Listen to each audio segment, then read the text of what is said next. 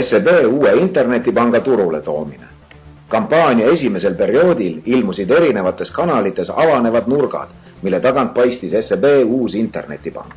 Suurematesse uudisportaalidesse jõudis see lahendus esmakordselt. Teles olid avanevad nurgad erakordsed oma suuruse poolest. SEB peamajast sai Eesti kõrgeim välireklaam. Seda lahendust võimendasime peamaja ees piilaritega. Kampaania teises etapis rääkisime unikaalsest rahapäevikust. Teles kasutasime 12 erinevat sponsorklippi, mis olid tihedalt seotud saadete sisuga. Klipid andsid parima ülevaate algava saate sisust.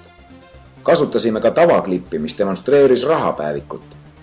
Vene sihtrühmale rääkisime rahapäevikust spetsiaalselt neile loodud lahendusega. Spetsiaalse sisuga TV sponsorklippe oli eetris 2 korda vähem, kuid nende märgatavus ületas tavaklippide oma. Ajalehtedes näitasime esikülgedel, millest leht koosneb. Lisaks erilahendusena näitasime esimestel lehekülgedel üksikuid kulusid, mis joonistusid kokku terviklikuks ülevaateks. Prindi erilahendus oli 2 korda märgatavam kui tavaline reklaam.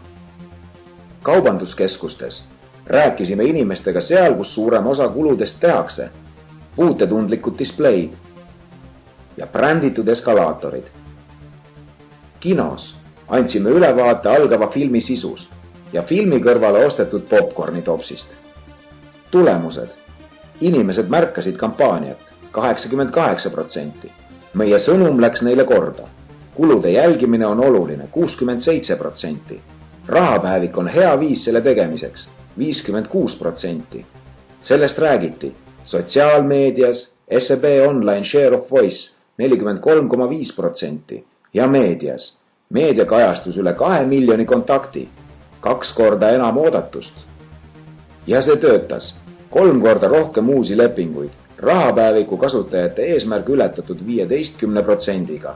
Algselt plaanitud 80% asemel viidi uude internetipanka üle 96% klientidest.